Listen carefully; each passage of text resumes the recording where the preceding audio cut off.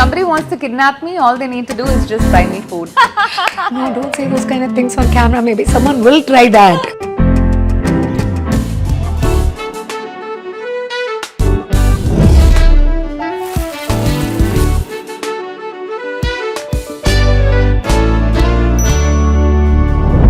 Some people are born into power and some people are born into wealth. Some are born into history, but very few are born into all three and still choose the quiet road of purpose over the loud road of privilege. Today's guest is someone who who could have lived her entire life easily under a very famous surname.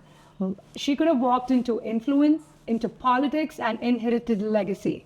Instead, she chose to walk into operation rooms, into endless night shifts, into years of medical training, and into a life of service. Dr. Arasi Maran, an interventional cardiologist, a mother, a wife, and a gorgeous woman who chose to build her own name in Charleston, South Carolina. Arsika, welcome to Two Peas in a Thank you for being with us today. We are so glad to have you here. You know, that was such a cute introduction. Thank you so much. I'm like little getting overwhelmed, but thank you so much. That was very That's the sweet. truth. Yeah, That's the truth. all truth. And your story isn't just inspiring, it's revolutionary. Yes. So we're so glad to have you on our show. For you to take your time and be Yeah. here with us on this couch, we really appreciate it, because there's an entire story that we want you to tell us about. So let's move on to being born into privilege and still choosing purpose. And you were actually born into one of Tamil Nadu's most influential political family. You are the only daughter of the late Mr. Arasi Maran, whose voice was a thunder in Parliament, who actually left a long-lasting mark in the corridors of Delhi, and Malika, who was the rock behind the strong. And being the only daughter to the both of them, how would you describe? Not many people are aware of what kind of a overachieving woman you are. That's what I want to say. Like, oh my God, let's get to that later. But I want to talk about how would you describe growing in a household like that? You know, I think you guys are giving me too much credit. Okay. In a sense, if you take away my last name, I'm just a doctor. Like, you understand. Of course. It's just surprising that with this last name, I became a doctor and I'm practicing medicine. Right. Which is like a little unfair. Why, man? Why can't I be a doctor? Why can't, I mean, it is like, Right. if privilege is privilege, this is the privilege I choose to be. So growing up, you know, I did not know what my family could do or couldn't do. I lived in number 12, 2nd Street, South Gopalapuram. Yeah. I cycled to my school and, you know, my mother was just about, please be independent, because, you know, the world revolved around my father. Yeah. So, and it was such a busy household, right? Yeah, And of the course. men were taking a lot of space. And my mother was just figuring it out. My mother's job is to make sure my father's life is moving on, because his purpose was, you know, great and Yeah. amazing and blah, blah, blah. So, Arasi, you have to figure out your own stuff. So, cycle to school. They put me in dance class, which is in Adayar, Gandhinagar. Go in Pallavan bus because we had money car. You know, so it was independence. Like, Yeah. figure out your own way. That's amazing. If you don't figure out your own way, you're just going to sit at home. So, you know, so we just figured it out. And I think my mother wanted to be a doctor. Right. And, you know, you keep saying privilege, privilege, privilege. I don't think women have that much privilege. Like, you know, I grew up at the time of female infanticide, right? Like, the fact that the three of us are sitting is a privilege by itself. Definitely, you know? absolutely. You couldn't have said it better. Yeah, right? And then being born in a family where my voice could be heard. My mother came from a phenomenal family. My grandmother, my mother's mother, Bhanumati, she was a dancer. Kalemamani winner, right? Wow. She's a career woman, but she did not choose to give her daughter a career. My mother's voice was completely taken away. So my mother, you know, I think made sure I got that. I got whatever I wanted to. I think if my mother's voice was given and her choices were acknowledged, she would have been a famous doctor herself. you How know, cool is that? but the funny part is, I think this is where nature meets nurture or whatever. I fell in love with medicine by myself. It was, yes, my Right. mother was watching TV shows or doctor shows and all of that, but I fell in love with that. Once you fall in love Yeah. with something, then it's There's easy no- to, yeah. it's not a big deal. So, yeah, I mean, growing up was like a very normal childhood, but like how do you live in 1980s and 1990s? The Yeah. stage was occupied by the men. The women's job was a supporting role. They were never the heroine, and that didn't sit well with me. Maybe I'm greedy. I'm like, I love this kid. Why can't I take up space? That's maybe and my father, I think, was really, are you for real? That is the attitude I saw. I'm like, when I say I'm going to become a doctor and blah, blah, blah, it's like, yeah, nonsense. You're going to get married and you're going to just, you're just going to waste your medical seat. It's just a waste of your time. So I'm like, what are you talking about? Yeah. And I think he trained me to live in a world of men because he was just like irritating me, like, putting, sticking me or hitting me with the stick. There is no way this is going to happen. There is no way you're going to be. I'm like, Reverse what are you talking? psychology. It was just like, exactly. Maybe, right? Yeah. I think he did it for his own entertainment. It worked out fine. It worked Hey. out. Yeah, of Oh, course. yeah. But I mean, that's such an interesting childhood to recollect. Right when you were describing your childhood, cycling to school and stuff, I'm taken back to some of my favorite books by Arasi Maran and stuff. That's how I'm visualizing it. So, in such a sweet childhood or growing up here, did you feel the expectation, or do you feel like you exceeded the expectation? There was no expectation. The expectation was to get married Married and be a bloody trophy wife. That was the expectation. Oh, that was the norm. Like, why Right. would I? And I was like, no. And I had this true revulsion towards Right. that expectation. Yeah. That I was like, no. There I'm is not no doing way that. I'm not doing that. And arranged marriage was like ick factor to the Yeah. extent of it. And I was like, no, I'm not doing that. So if I hadn't found my purpose, I would have been a bloody trophy wife. And I'm Right. not doing that. Somehow I can never imagine you Yeah. as a trophy. Yeah. Like that is like, it goes against nature right now for me to imagine Arasi as a trophy. I'm like, oh no, something's not sitting well with it, Do you remember the exact moment, like the first time you thought your life is going to look much different from the privileged path that anybody could have easily taken? Like you said, that's the norm, right? Coming from a family like this, it's very easy to fall back into comfort. But do you remember the moment when you actually knew or realized, okay, medicine is going to happen and it's going to look very different from the rest of the women in the family, the daughters in the family? I think when even though now I'm an interventional cardiologist, I started my career as a surgeon. I wanted to be a cardiothoracic surgeon till I realized, surgeons are old-fashioned. And Right. that's another story. But when I did my surgical, kind of residency or D&D in Madras Medical College, I think that's when I realized, my life is completely different. Because, of course, MMC is now new and improved, but at those days, it used to smell of formaldehyde. Yeah. I had my little Super Santro car, my favorite vehicle in this whole world ever. Wow. I would drive and come back. Even my hair would smell of formaldehyde. And I was dealing with burn patients. I was dealing with pus and wounds and cleaning and everything. And I was the happiest. And I was like, every wound I cleaned, every patient I took to the OR and came, it just made me so much happy. So the rest of the world disappeared for me. It was my path, and there was no comparison of, my path is different. This is my path, and Yeah. I'm enjoying my path. Yeah. And I looked at the other people's path, and I was like, you don't know what you're missing. Yeah. So glamorous, right? That's the truth. Yeah, that's amazing. That's so nice that you just realized that, okay, this is your purpose, and it just felt so natural to you that it didn't feel like you had to give it second thought.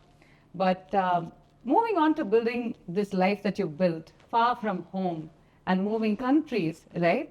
Tell us about how you trained in one of the most demanding medical fields and enlighten us about your move to the US, interventional cardiology. Before we get into any of this, please assume that I'm a 5-year-old and tell me what an interventional cardiologist actually does. Because it sounds really complicated, really fancy, but also a little terrifying. Is it terrifying? It is fancy. Right. It's a very glamorous hotshot field, Right.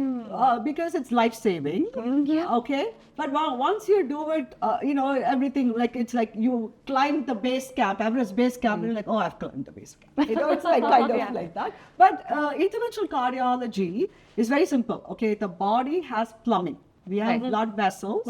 It's you have the heart, which is like the main pump. Okay, from the pump you have big blood vessels, think of a highway with side roads and all of that.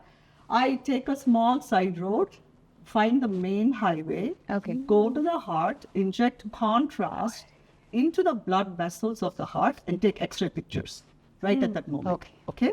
The contrast replaces the blood. The blood vessel is basically like a bendy straw. Okay, so I take a picture, and if there are blockages, I can visualize the blockages. And with training, just with a picture, I know what is the type of blockage. Is it a clot? Is it calcium?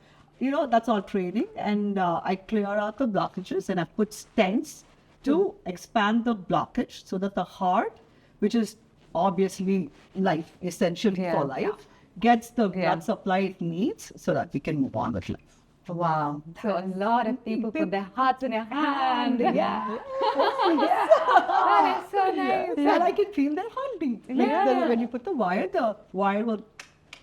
Great. And it's a privilege. That bet. is a privilege. Right. Yes, that is the privilege, I because, Yeah. somebody else's life, someone's father, someone's mother, someone's life story. Yeah. That privilege you have to fight for. You're not born into that privilege. Right. And Right. Honest.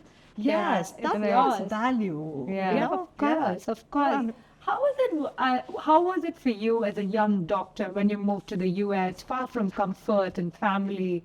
How was that journey for you? Oh my Arasi? God, it was a bloody, miserable journey. But if I've given the same choices, same things, I would do it all over again. Yeah. Right. Because it was also a very empowering journey. Okay? So, yes, a very famous last name. So wherever I went in Tamil Nadu, people assumed I'm a doctor because of my last name. Right. Okay, so I had micro provings, for example, when I was in Madras Medical College, and Tata was sick. He needed an intravenous line. And they had tried, and he had lost it. So they were literally trying to get like a anesthetist to come and do it. And that's the thing of having training. I said, I can do it, and I did the Ivy League. So I had to do small things, which kind of built up some sort of a credibility. Right. But despite the credibility, it was almost like every person I saw, in the weekend vandita. It was kind of like I had to carry. It was annoying. Okay, but I didn't care. I was like, I'm enjoying myself. I'm having the best life. I'm operating. I'm doing blah blah blah. But then my father became really sick, and I went to the US. And I was exposed to healthcare in the US via my father's sickness, right? And something was liberating. That anonymity of being nobody was absolutely liberating. I could be Arasi. Yeah. Arasi, potty mouth, swearing, doing whatever I want, like saying my opinions without, oh my God, somebody's going to write something about me.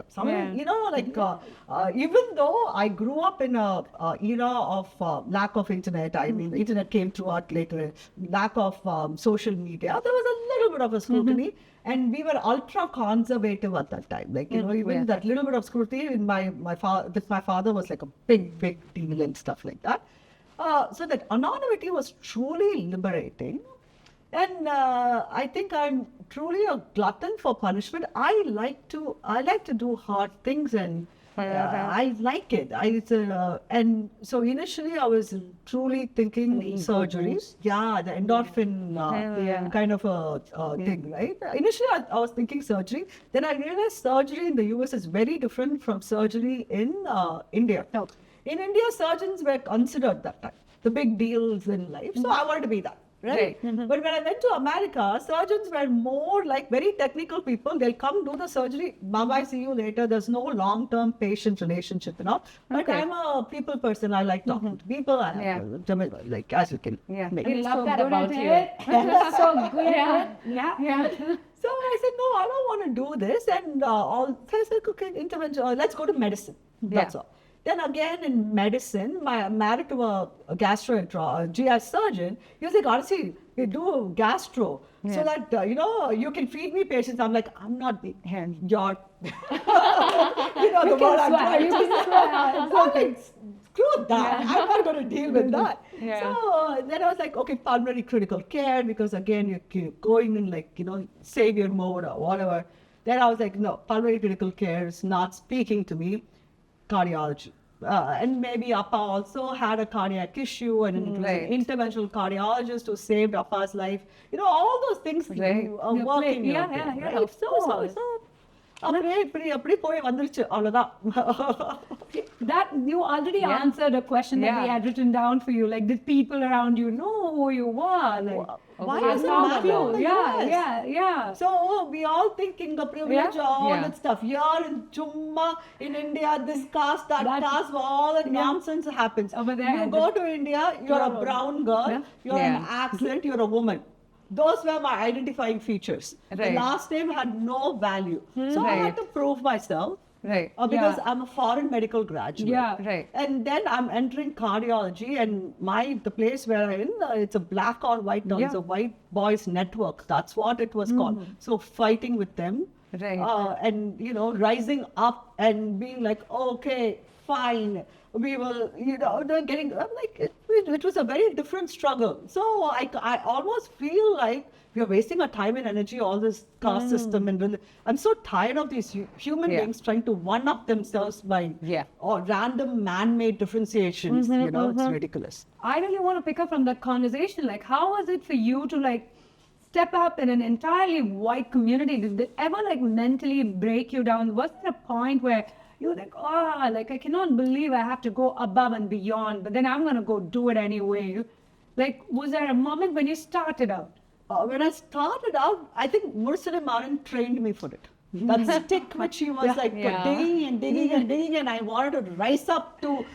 That was the training. He did not realize he was preparing for the world. So it was truly I was like, it was literally, I was the only female fellow in a group of 666, 18 out of 1 out of 18. First foreign medical graduates to get into the cardiology program. So it was that kind of, And I'm telling you, I am Arasi Maran paatachi idella enna jujube. That's all I can tell you. It's such a huge ego boost, right, Arsika, to go there and fight it out like that, and not just being handed it to you. Because even, I'm not saying privilege, but I know you are saying you were the only woman, and when you earn a place like that, you must feel on top of the world. See, when you're climbing the mountain, you don't realize you're climbing the mountain. You're just taking the one step at a time. Right. And sometimes you get traumatized by the journey also. And then after some time, you're like, oh, this has I've happened. made it. Oh, I have actually climbed this mountain. When did this? Okay, fine, it's happened. Okay, moving on. So good. Right. It was definitely challenging. It was not residency or fellowship. Pregnancy plus this was the breaking points. Motherhood plus this was the breaking points. Like any woman who's in medicine who can talk about this. Those are the breaking points. These men and all, as I said, I have dealt with the Arasi Maran. I've dealt with a giant. These men are nothing compared to that. Right. That's exactly what we're going with next. Do you want to take that segment about how So motherhood? we'll dive into motherhood, marriage, and medicine. and the interjunction of all of that. So people glamorize having it all. What did it really cost having it all? Sleep. Okay, as simple as that. As simple as that.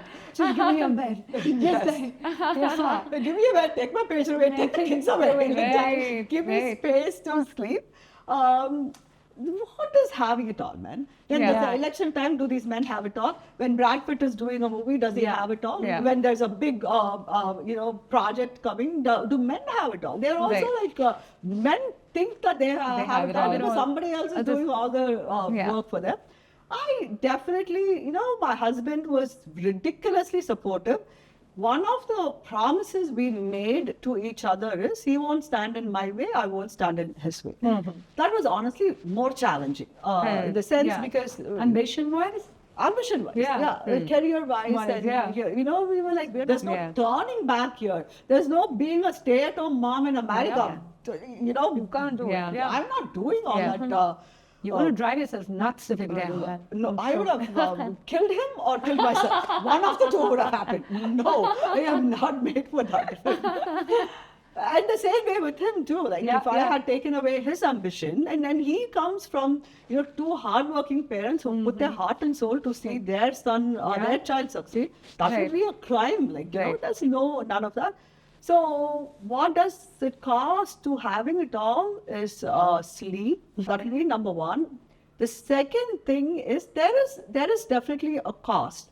It is a little bit of it's a trauma piece because you're juggling, you're running, and then burnout comes and you don't realize you're burning out. Then there was a time in my life. For almost 3 or 4 months, Monday to Friday, I will be okay. Saturday and Sunday, I would sleep. And I did not know what that was. Right. I was like, why am I? Monday, back to energy. Like Sunday afternoon, energy. So then, you figure it out and all Yeah. that. So it is not a one-woman show. Yeah. Yeah. You need a different kind of support. Sisterhood. So, Right. That was my superpower. My girls were my superpower. My friends. Right. So there is a cost, but if Arasi, the laziest person I know on earth can do it, anybody else can do it. I can never We do not imagine you believe as that that you are as the well. laziest. You Yeah, haven't yeah, met yeah. Arasi the Maybe. teenager. See, that was another thing we were going into from here. How did you balance being on call for cardiac emergencies, having an equally ambitious partner, being a present partner at the same time, and 3 kids? Hello, they all get to see this fancy, fashionable woman sitting Yeah. here with us, but she has a kid who is who's in college. No, going to college. Going to college. Age me too. Yeah. And then there's one more kid who's like another couple of 10, years. 2 Yeah, years. will go to college. And like, sweet little girl who's 8 years, 10 years 11 old. years 11 old, years 11 old. years old. The sweetest little girl I've met. All the Yeah. 3 kids are amazing. Adorable. Amazing. I've had the pleasure to be around them.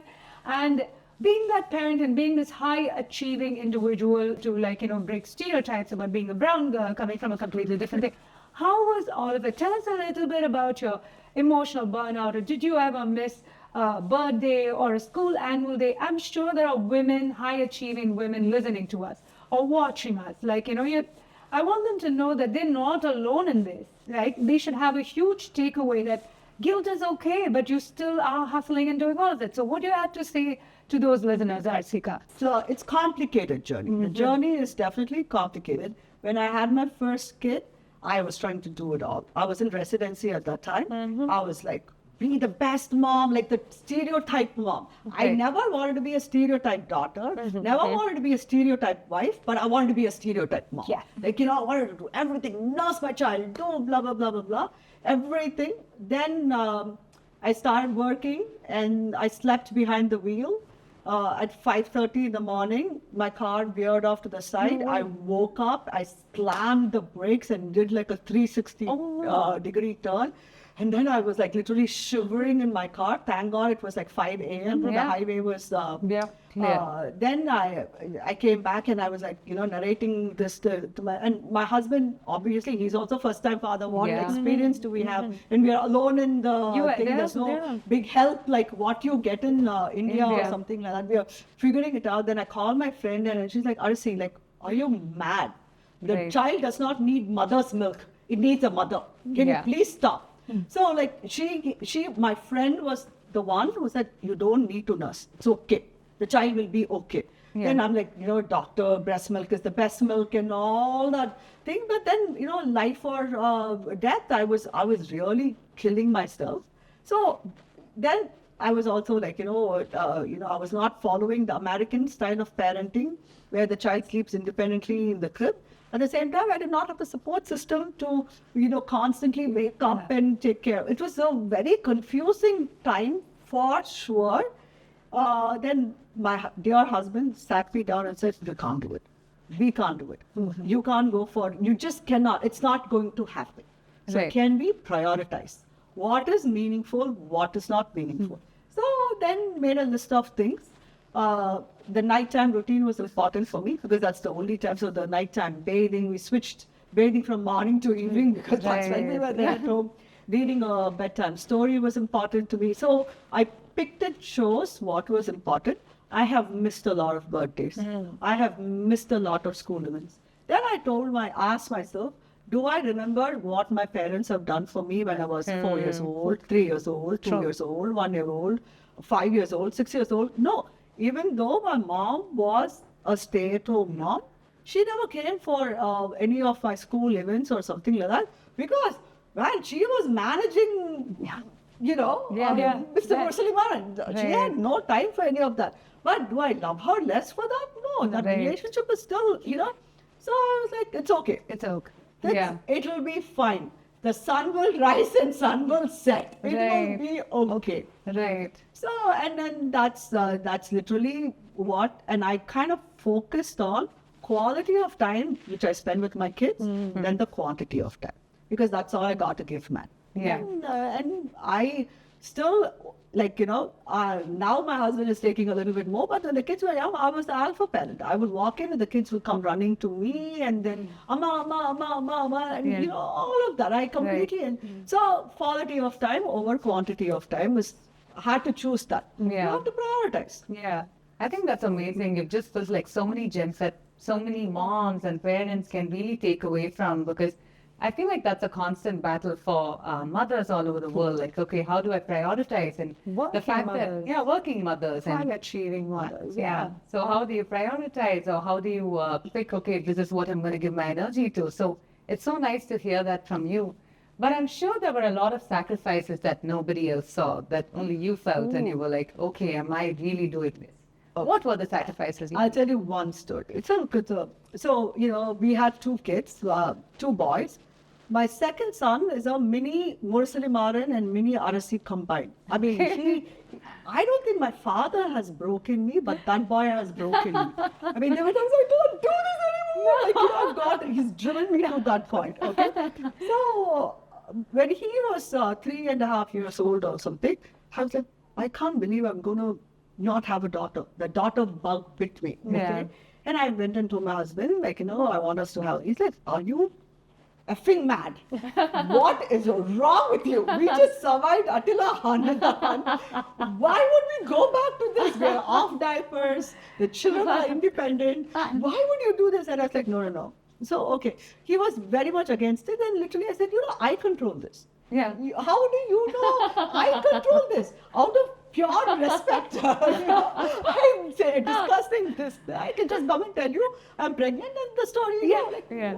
So, I can only imagine you have this conversation. Literally, then he was like, no. Like, I stopped talking to him. I just for almost 1 month, I stopped talking to him and all that. Then he said, okay, fine. This is not going to end. This is not you. So then I get pregnant. I'm just barely pregnant, like 5-6 weeks or something like that. then, we have something called a STEMI pager. Like someone is having a acute heart attack, you need to fix them. You need to drop everything. You need to fix them. So it's a data. It's happening at like around 12 o'clock or something like that. Patient had a cardiac arrest during dialysis. Okay.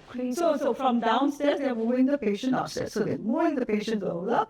As I'm going and talking to the patient, women will understand, warm, fuzzy feeling between my legs. I'm just like, as I said, barely. It is very substantial. Let me put it that way. Very substantial. Patient's dying. He's Then, so there's one term these gynecologists, obstetricians use a lot. Okay, the destiny of this embryo is predetermined. Okay. There's nothing you can do. If it is going, it is going. There's nothing, it's 6 weeks. There's no medical intervention. So I said, okay, fine. What can I control? What can I do right now? Let me finish this study. Finished that case. It was a tough blockage. And because I'm exposed to radiation, whenever you realize or you're thinking about pregnancy, you need to tell the cath lab manager. So she gives you an extra radiation badge, like a fetal monitor badge, so that the fetus is not getting exposed to radiation and all. And it's a light blue scrub. So I finished and I wear a lead skirt to protect myself from radiation. So when I take off the skirt, I'm a bloody mess. Okay? And only that person, only the radiation manager knows, because it's 6 weeks and anything can. And she tries to hug me. I said, do not hug me. I'm like, do not hug me. And she gives me a fresh set of scrubs. And I'm like, I can't talk to Rana, because if he makes one wrong statement now, I will kill him. So I just get into the car, drive to my OBGYN's office, and they do an ultrasound. And till they hear a heartbeat, I'm holding my husband. Arasi, And they do the ultrasound, they hear the heartbeat, tears start pouring out. I think that was a bloody crazy moment, which I don't wish upon on anyone. Wow, the strength that must have taken for you to be there for that patient and be there for yourself. Being more like grit over everything. The destiny of that embryo is predetermined. Here comes Rhea Maran Pulati. Exactly. With a story. She's too young to understand this, and I don't want to scare her about Someday But oh my you God. should tell her the story how her mom just saved her life, held it together, and then to hear that tiny little heartbeat to know that she's going to be here. That is, I think, the moments which flash through when you're about to die, I think this moment will definitely flash be through. there. That's so This could be in a movie. Yeah, truly. And This you is know, what as women it was- are. Sure. No, sure. This is what women are made of, right, Arasika? You're there, standing there, saving a life, and then you are like putting there. And imagine what it must have taken for you to be there as a doctor. You will forget about it. I promise you that because there's nothing you can do. Every woman in medicine has a similar story. I promise you. But that's so difficult for me to wrap my head around. I just cannot. Like, you're the This Iron is like Lady. the stuff of superhero. This is I think the superhero women in medicine are women. Medicine surgery. Right. They are. It is not easy for women to be in this field. And they say we are emotional and we unravel easily. Right? That's what I'm talking about. Like, anybody who says that, you better be Never listening again. to this. Never again. Make that statement. All the men need to have kidney stones before they talk about massive kidney stones. And then come and talk to us. And that's it. Going to interventional cardiology, okay? How it was a calling for you and not a career. And I feel interventional cardiology, from what you explained right now, is literally holding someone's life in your hand. It's life or death. And I'm not still out of that personal story you told me. I feel like I really need to take a minute from I'm that. in the car, as you're driving yourself, I'm like in the car.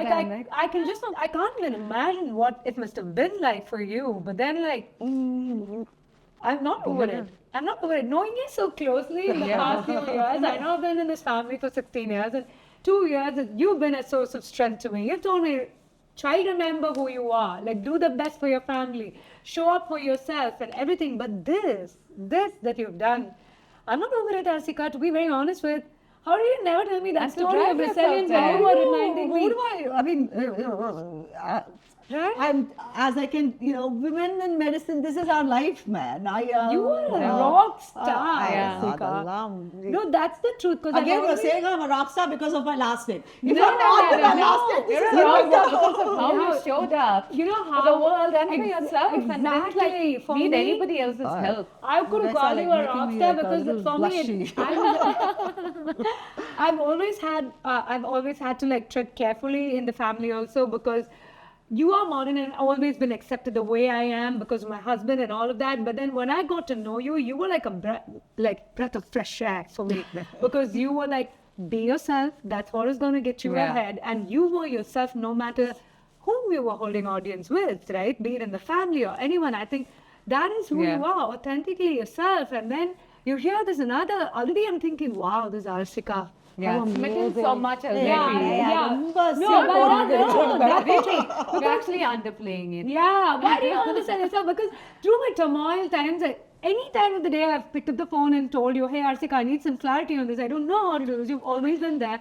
And I've always been like, wow, she's so amazing. And then You're she just did- telling me I'm old and I've developed wisdom from age right now. I'm just 5 years apart from her. This cow, like, I told her, if you ever call me Akka in front of anyone, I remember telling that to her when I was Yeah, in she 10th grade. threatened me. But this She is was like, you're not doing it. Yeah, but this relationship has a lot of love and endearment and adoration and admiration. But I think the respect that I have for you, I've Yeah. always had that for you.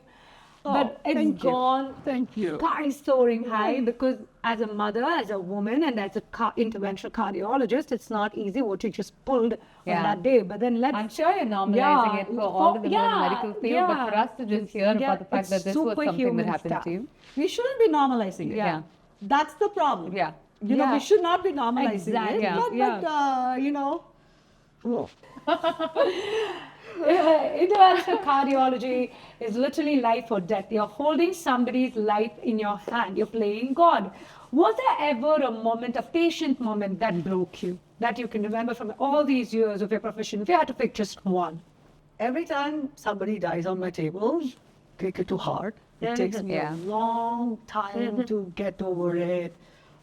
My first patient death. Yeah. Oh, it was extremely traumatic. It took me to my father's death. It was big. It was really big. Then I called my mentor and it's like, the patient, he just asked me one question. Did you do the procedure for the right reasons? Yeah. I was like, yes, this person was suffering. Then you've done everything you could potentially do. So it was a process of learning and process of growth, but it is hard. Not that anybody will enjoy that. Maybe it is, losing a dad. Like when I was chronologically 27, emotionally 17 is what I would say. That's the one part of this game I play I hate. Because it is life or death, and sometimes you lose the game despite the best game you have played. It's just too complicated. So is there what you have to say for young doctors who might have lost a patient on their table? Like, did you do the procedure Yes. for the right reason? Did you do it for the right reason? And Yeah. did you utilize everything that was in your capacity to give the patient the best care? Yeah. Due diligence. If due diligence was done before, during, then, you are human.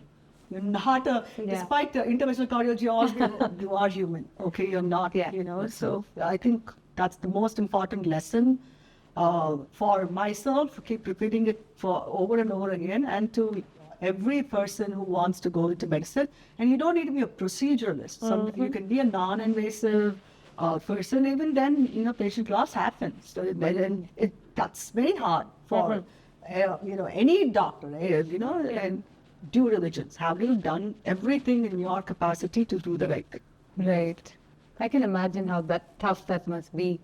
But was there like a moment as much as you would have had moments like these, was there a moment or are there moments where you reaffirmed that, okay, this is why I chose to do this, and this is why I chose to be this doctor. You have so many of those shining That is moments. definitely. I mean, Yeah. so, so in interventional cardiology, you're going to get really crazy when I say this. There is even more complex stuff called chronic total occlusion, where blood vessels are blocked for a long period of time. So think of a tunnel, and the tunnel collapses with pebbles and rubbles, and and I have to find my way across. So, and in South Carolina, I'm the tertiary center. So most of the time, I get patients who have been attempted by other doctors and they have failed.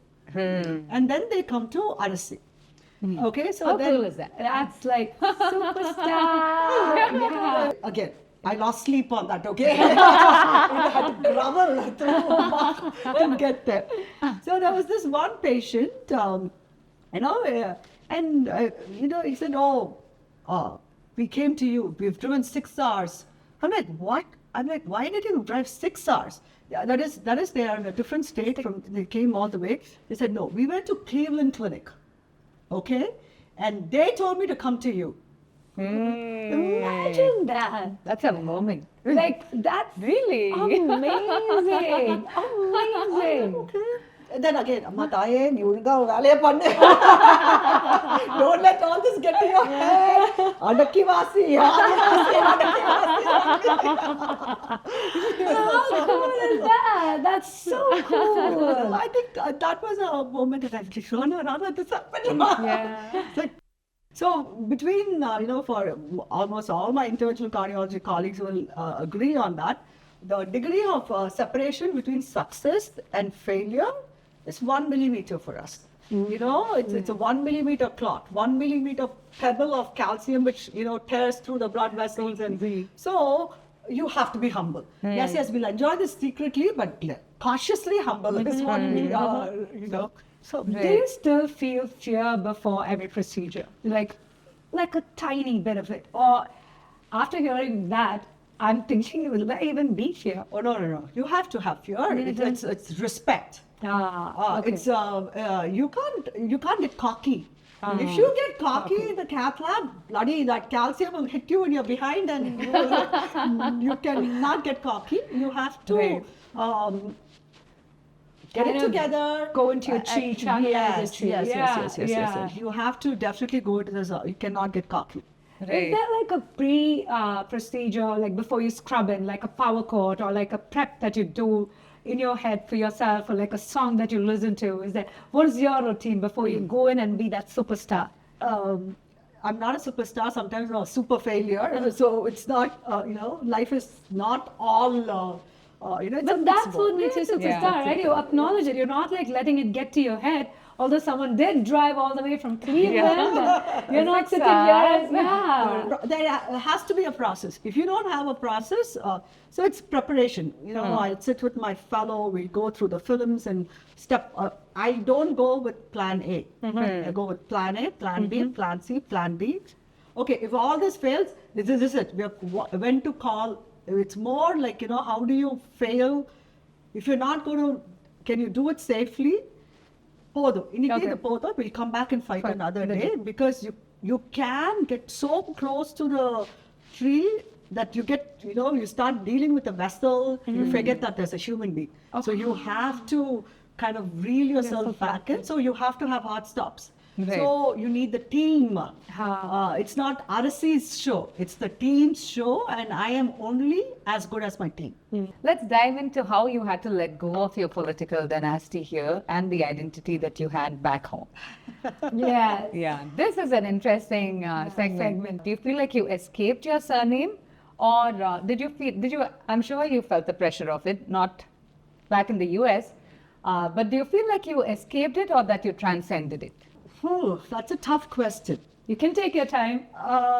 So at one point, our ancestors left Tirukkuvalai and came to Tiruvallur. And they went from Tiruvallur to Chennai. Yeah. So maybe this is my journey. Yeah. I need to take this family from, to a different place and take it in a different direction. We don't all have to be in politics, and service comes in multiple ways. 100%. Right? So I think medicine was my calling. Medicine is I don't practice a religion. I practice medicine. Like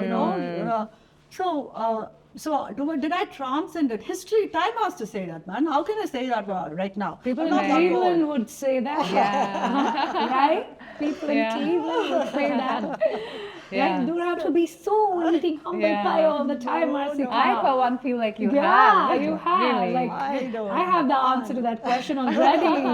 What are you talking Time about? has to say. I'm still young, okay? I Of still have more to do. course, This is not enough. It needs to be more. Yeah. But before we go into the next question, after what you told me about it's the team and like sometimes you get too close to the cell and all. So being an interventional cardiologist, getting to see the insides of human, I want to know the perspective on life, right? When people take everything too seriously, but you are literally dealing with the real things that matter in life. Do you like that? Does that help you in a way to kind of overlook the pettiness of life, the frivolity of life, and you're like, hey, you know what? Like, can we just move on? How does that happen? Like, how do you impart that to your children? Like, I'm sure they are teenagers. They come to you with like, hey, you know what, that, this, and all. How do you deal with that and, be that? There's a good, it's a fantastic question. Yeah. It's a tough question also. Again, there's good and the bad. So, when my kids call me, the first question my staff will be asking, every child has a ringtone assigned. So that I know when I hear the ringtone, this child is calling, blah, blah. And the question is, are you bleeding? Are you safe? If you're not bleeding and if you're okay, we'll talk later. Right. End of story. Right? So that's the pettiness of life or something like that. So that is the advantage. The disadvantage is I'm like my poor dramatic little daughter, okay? Like when life is all dramatic, I'm like, oh, it's not that big a deal. And I'm like, oh my God, I'm gaslighting her. Honestly, do not gaslight her. Oh yes, it is real. It's a learning process for me also. I'm sure you're raising amazing individuals like humans. Imagine Time that. has to tell. They are, Asika. I remember your second son, how my little one imprinted with him. And he was giving into his 4-year-old fantasies when he wanted to sit next to me. He was like, do you think you want to be a boxer? To see those two huge characters with that tiny thing, I think you're doing great. But I really wanted to pick your brain on that. Because sometimes after seeing what, I don't say what I've seen, like you want to concentrate on things that anchor you. For me, it's like, okay, I've seen the worst. But for you, you see the worst every day with your patients, right? So to anchor you like that, like, but still not gaslight your children, right? It is hard. It's a journey. I'm learning. I haven't perfected it. I always say take the good and leave the bad. Life is too hard. It's too short. It is too fragile. Yeah. Right? Yeah. So you can't fixate on the things which is not adding value to life. God, if everybody just lived by that rule. Yeah. Happy happy place. Yes. But coming back to, letting go of legacy, did you ever feel grief or like, did you ever feel like you missed out on something walking away from public life because you are an alpha, be it in a parent or be it in the field that you are in? Do you think, did you ever feel like, maybe, or there was politics is not for me because I need to do my own stuff. I don't like to be told what to do. I can't follow rules. I would have been a terrible politician because I'm like, screw maybe it. a great I'm one doing too. this. Chennai was not ready for me, man. Like the world is not ready for me. That's all I can say. Like how Michelle Obama says, right? Don't ask me to come. America, you're not ready for me. Because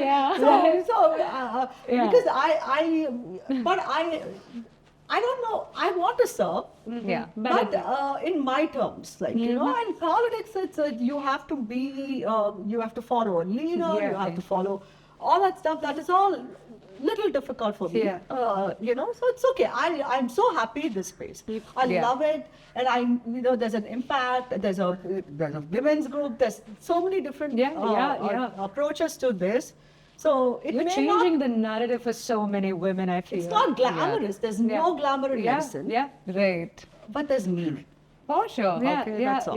There's no glamour. I think you're also glamour coach. Yeah, I'm sure you say there's no glamour, but then you make it look so glamorous. Yeah. You really do. You have to see me post calls, stinky. I would love to. I think that's the superhero I want to take a picture with. Right? Like, my God, amazing. Yeah, I truly feel like, with everything that you're sharing and everything that I've seen, you are living your own legacy, and it's so beautiful, and it's so, it's so heartwarming to see somebody do this.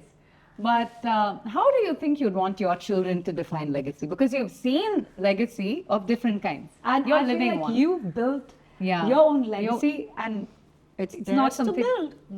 It's theirs to build. They're going to find their own purpose. Right. Okay? All privilege gives you is a choice in life. Yeah, Right? for That sure. itself is a big privilege. Yeah. But privilege without a purpose, a purpose without passion is pointless. True. And it's so especially with the advent of AI, where everything is going to be a little bit more easier or something like that. My wish for them is find your purpose, and they have to fight for it. I can't go give it to them. They need to figure it out themselves. That's their fight. Right.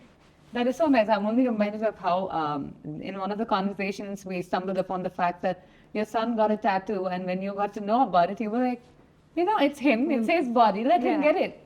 And tattoos have been in the Tamil culture for Yeah. eons. Yeah. My husband was like, oh, blah, blah, blah. It's like, Yeah. It's a tattoo. It was. That's amazing, Asrika. So everything that you've built, if your dad ever got to share about all that you've achieved as a mom in the field of cardiology, when people drive 6 hours and come and see you, and you're a superstar from the past few hours or minutes of conversation we've held, everything that you, even personally while saving someone's life, how you had to be there for them before you had to be there for yourself. How do you think your dad would feel? He better be bloody proud. That's all I can say. I bet it is. Yes, you We're are going truly to your smile and father's be like, daughter, yeah. right? Like, from all that we've heard about your dad, read or did our research, he has been this formidable, monolithic personality. I think you are truly your father's daughter with the way you have owned the field that you are in, like an alpha parent or an alpha ambitious human, I want to say, in your field. I think he'd be so More than proud. Yeah, So more like, okay, my he'd be life's like, work. I did so right by that one. That one's fallen too close to the tree. I think that's what it is. See, I mean, but also life is all about what happens to you. You don't get to choose. My father died. And what would have happened if he was alive? Maybe I wouldn't have been this Arasi. As much as I'm my father's daughter, I'm also my mother's daughter. Wow. Beautiful. Mallika has a big role to play. Yeah. And as I said, this would have been Mallika's life. This should have been Mallika's life. Wow. Yeah. Right? Mallika should have been a doctor. She would have ruled the roost. Yeah. Right? Yeah. This should have been, Yeah. it's unfortunate that her, didn't happen. I think this is the way it is. But I'm as much as Mallika's daughter as much as I'm Arasi Maran's daughter. Yeah, that's where I was coming to next.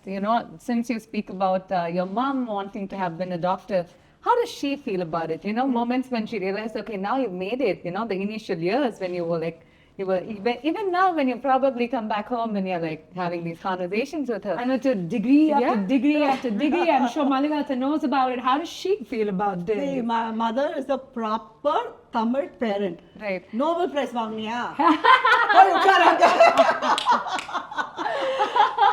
I can imagine. I just heard her.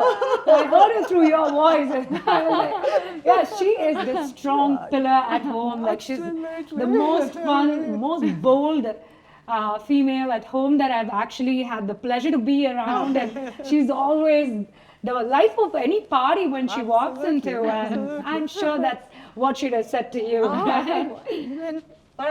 படிக்கத்தானே செய்யற இல்லன்னா இருக்கு.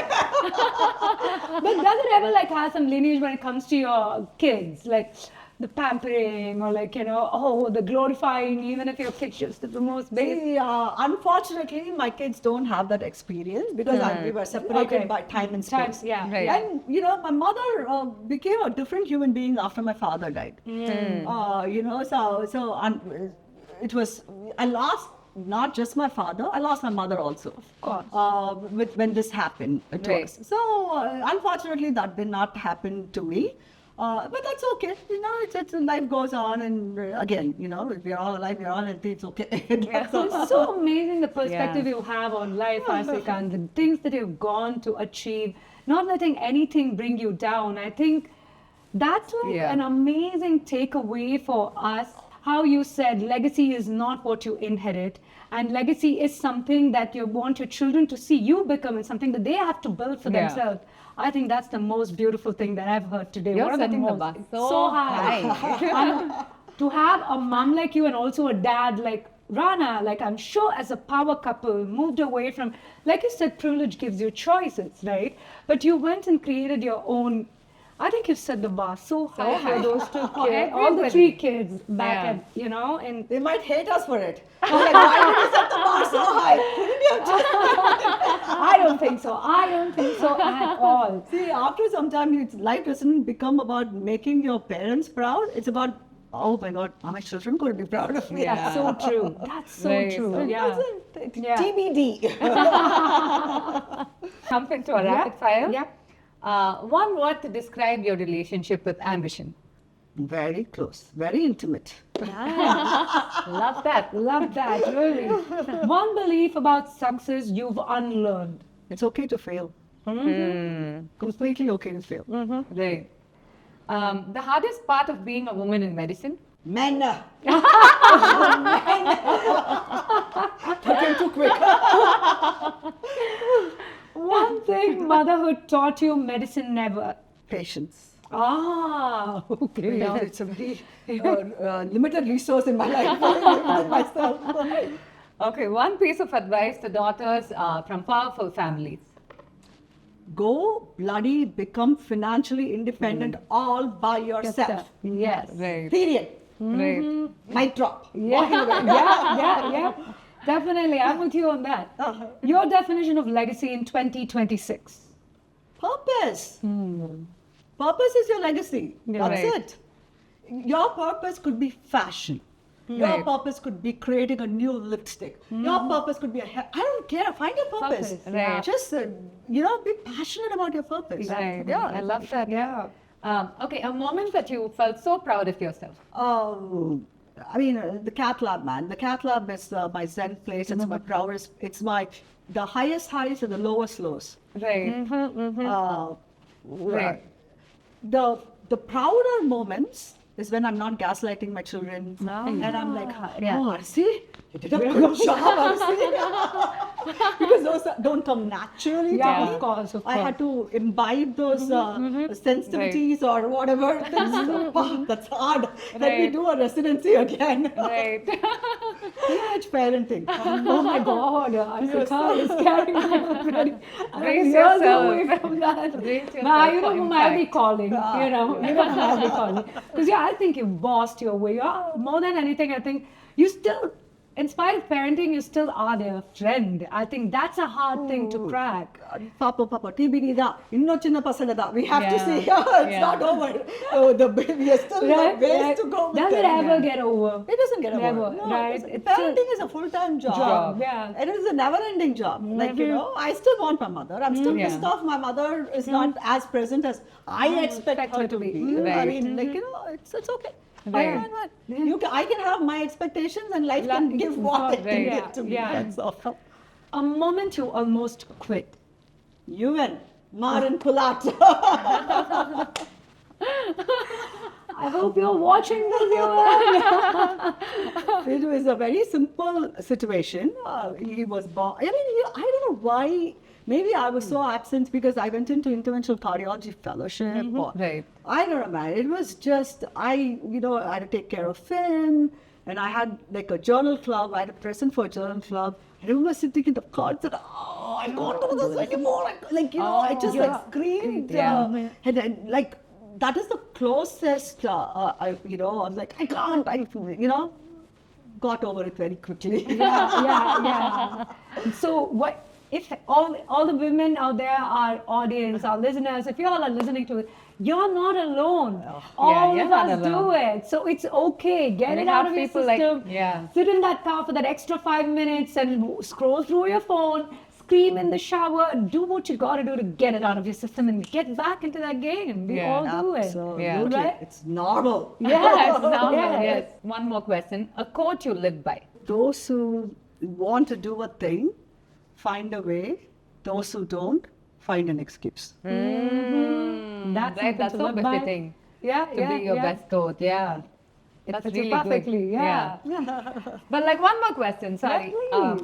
We know that you have your own podcast, Reboot, which is amazing. Infinite Health now. Yeah. Yes, Infinite Health, yes, which is amazing. I learned so much from it. So when I wanted to plug in this question, Nisha was like, yeah, you know, she has her own podcast and we'll redirect our audience to that, which we will. You should go and, tune into Infinite And Health. she is way ahead of us. She's done 100 odd episodes, Yeah. and she is like, the kind of dedication that goes into educating people, the things that I learned Yeah. from it, all of us learn from it. And she's such a natural. Yeah, And you thank make you. wisdom so fun. Yeah, So yeah. so followable. Thank So you. so you have to tune into that. But just for our audience, 3 things that you wish people did for better heart health. Okay, can you please exercise? Right. For God's sake. That's all. Yeah. Number 1. Number 2, don't fall for biohacking. You can't biohack your way out of a donut or none of this. You can't eat a donut this side and biohack. Yeah. Yeah. So just be sensible. Like, common sense is becoming an uncommon commodity these days. So just common sense. Don't go to extremes. Use judgment, punjo. Like, Yeah. stop smoking.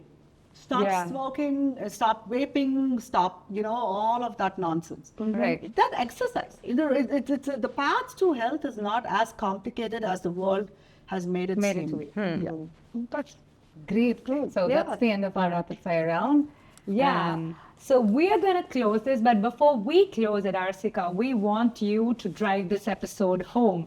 Like in the sense, for the audience, for the women, for the men, children, whomever is listening to it or watching this, what do you think their takeaway should have been from this past few minutes of you sitting and sharing your life, your experiences, and your thoughts with us from this phenomenal episode? Yeah. Find your purpose, fight for your purpose, take up space, especially the women or girls or listening to it, take up your space, own the space. It's okay. Don't let your fear come in the way of your life. Don't let the fear of failure come in the way of your success. I'll leave it. That's so beautiful. Yeah. And we've absolutely enjoyed having this conversation And with it was you. the easiest conversation, which was so inspirational. It was like sitting with another sister and then having this conversation. And that is Dr. Arasi Maran for you. And it was not about the life of privilege. It's about finding your purpose and fighting for it and giving it your all, and you can have it all. It might look glamorous, but you are going to be doing those sacrifices, climbing that mountain. But like Reva always says, the view is going to be phenomenal. Yes, the view is fantastic. Yes. Thank you We're so happy. We're much. so happy that you Yeah. could join us, Arsika, because truly sitting across you and hearing you talk about all of these things that we just so gladly chatted about, it's just a real example that power is not something that's inherited. It's something that you just earn quietly and you find deep within yourself, chiseling yourself and chiseling your path, to what would really make you happy, to the destination that you'd be happy being at. And I think that's the real revolution. And you are a real superstar in every sense of the word. And we're so glad that you could join us. And we cannot wait for this episode to be out, because I'm going to be fangirling as I sit on the couch and, watch this on TV. Yeah. So thank you so much for your time. And that was 2 Peas in a Pod for you with Dr. Arasi Maran on finding your purpose and building your path.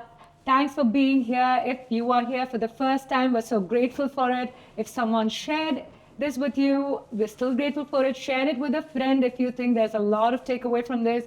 And our repeat audience, our subscribers, if you're not subscribed, like, comment.